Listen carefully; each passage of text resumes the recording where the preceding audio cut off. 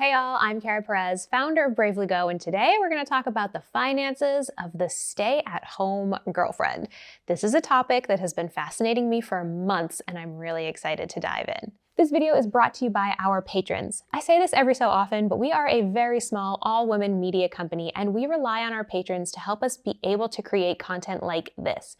Patrons get event discounts, exclusive content, and a quarterly AMA with me. So if you dig us, please check the link in our description to become a patron.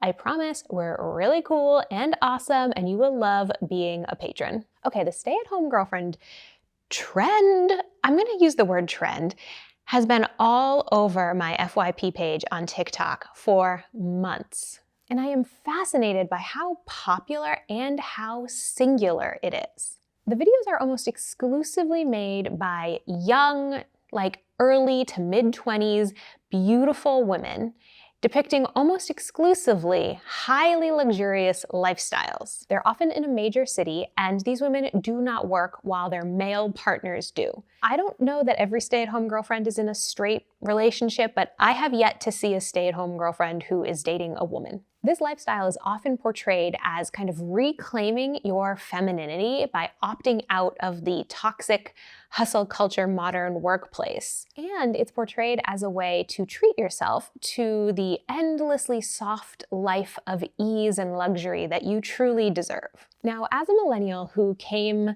into adulthood during the era of the girl boss, where the messaging was very much so, get out there, hustle, build your own company, exploit workers just like a man, and make as much money as possible.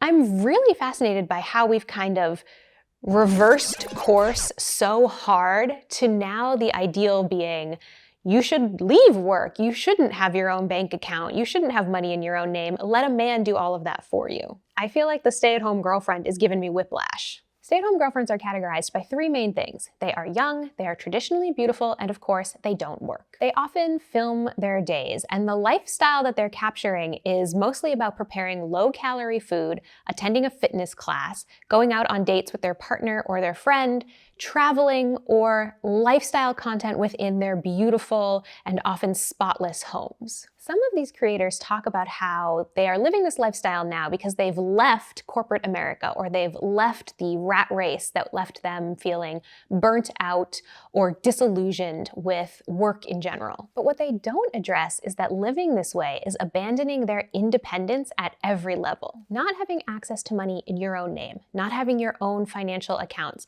not having a work history, not having work references. This is a very dangerous way to live in the United States.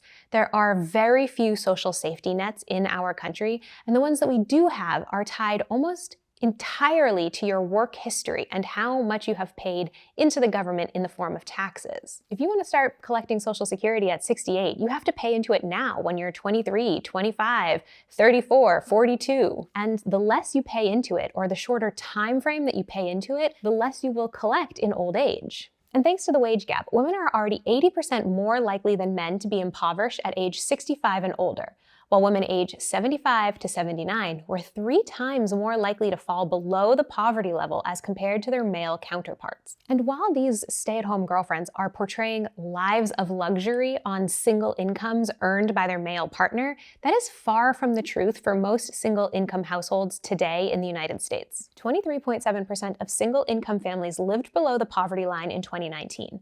And median single earners brought home between $47,446 in Mississippi and $75,797 in Hawaii. Those income numbers, I probably don't have to tell most of you watching this, are a very far cry from being able to afford a life of luxury and making, protein smoothies in the morning and then spending 3 hours at Pilates and then going shopping for an Hermes bag in the afternoon, which is the lifestyle that a lot of these women are portraying. They're also ignoring the obvious reality that they do in fact have a job. These women are content creators and influencers. Many of these women are selling the items that they display, often in their homes, via their affiliate links in bio. They earn a commission off of every rug or Stanley cup that they sell. And I will be the first person to tell you that content creation takes a lot of time.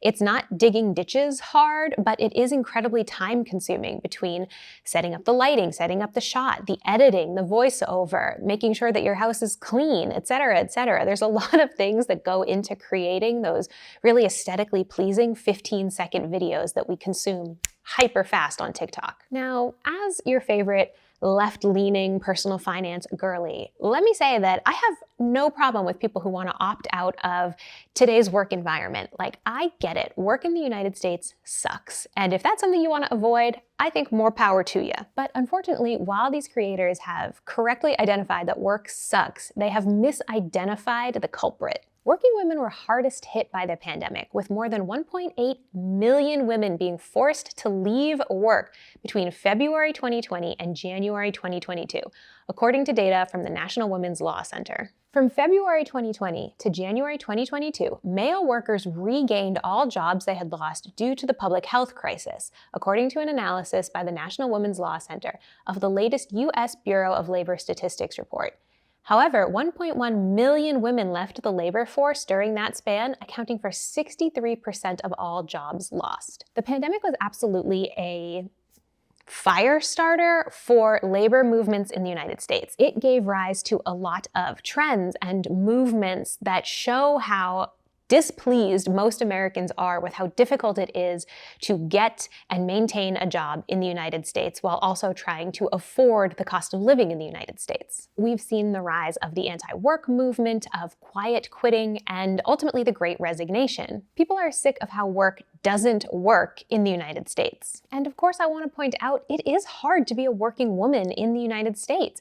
We have no federal paid maternity leave or paternity leave if you're married to a man and he wants to stay home with the baby. We have no federally subsidized childcare. We have very few workplace protections for any worker, and women face financial repercussions in the workplace in the form of the wage gap, the motherhood penalty, and the glass ceiling when it comes to getting promoted into C-suite positions. But these stay-at-home girlfriends and even more extreme movements like the trad wife movement have picked the wrong bad guy. A lot of these videos are laying the blame for how difficult it is to be a working woman at the feet of feminism. And that's just not the case. It's not feminism's fault that work sucks. It's capitalism and the patriarchy. Feminism is in fact responsible for a lot of the independence that these women have today. Everything from the right to vote, to the right to have custody over their children in the event of a divorce, to the right to have your own bank account. Many women in their 20s right now grew up in a household dynamic where both parents worked outside of the home, but the mother was also responsible for all of the household labor. So these girls would see their moms go work 9 to 5 or whatever, a full work day, come home and still have to do the cooking, the cleaning, the laundry, the, after school pickups, and make sure that the costumes got made for the school play, etc., etc. That's basically 2 jobs that they watched their mothers do, and they took a look at that and said, it's not for me. And I understand that. It's completely understandable why so many people are yearning for a soft life. But it's not feminism's fault that work is shitty or that we have outlandish expectations for working women in this country. And these videos and this trend directly ignore the realities of being a kept and unmarried woman. If you're a married woman and you stay at home, either as a stay-at-home wife or a stay-at-home mother, you have legal protections because marriage is fundamentally a civil contract between you and your partner. In the event of a divorce, a stay-at-home wife could be entitled to alimony, to division of marital assets, and to child support to help support any children that the marriage produced. Stay-at-home girlfriends do not have access to the same protections. If they get broken up with or they break up with their partner, they have very little legal recourse. Stepping away from work is one thing, but ceding financial control of your life to your partner is another altogether, and it's a bad decision. Without income, without financial assets in your own name, without work references or a work history, you are completely vulnerable. You are vulnerable to poverty, you are vulnerable to financial abuse and financial exploitation, and you are giving up tools that you could use to make your own life more stable. Now, I feel like I'm coming down kind of hard on this. It's not that I don't think anyone should be a stay-at-home girlfriend or a stay-at-home boyfriend or a stay-at-home they friend. If you want to do that, that's fine, but please don't give up access to money or access to money in your own name in order to live that way. Please make sure that you are retaining some type of financial autonomy. And here are 3 things that I would recommend anyone considering being a stay-at-home girlfriend do. First is to get a written contract in place that states what you are entitled to in the event of a breakup. This might legally be called a cohabitation agreement in your state. Not all states honor and recognize cohabitation agreements, so just get a contract regardless of where you live. And some things I would consider putting in this agreement would be a payout of some sort in the event of a breakup that would allow you to move out of your partner's home. I would put something in there around any joint purchases made during the length of the relationship that were intended for joint use, and make sure that there's language around you having some sort of access to that ownership in the event of a breakup. And I would definitely have language around partial or full ownership of gifts given to you in the event of a breakup. Number 2 is to maintain financial accounts in your own name.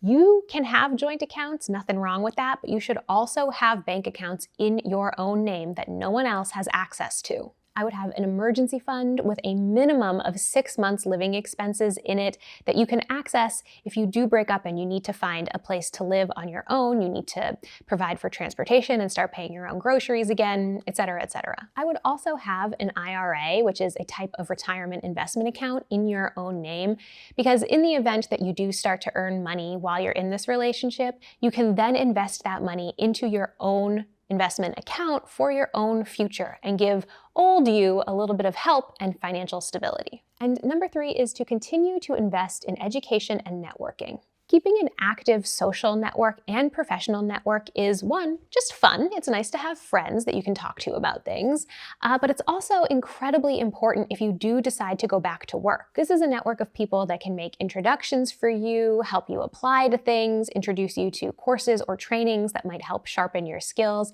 and I think it's really valuable to keep this network alive and well while you're being a stay-at-home partner. I wish all the stay-at-home girlfriends well, and I also hope that all of you are keeping money in your own name. Because honestly, y'all, it would be my worst nightmare to be a single woman with no financial assets and no work history to my name out in this country. It's hard enough to survive in the United States with financial assets and with a work history.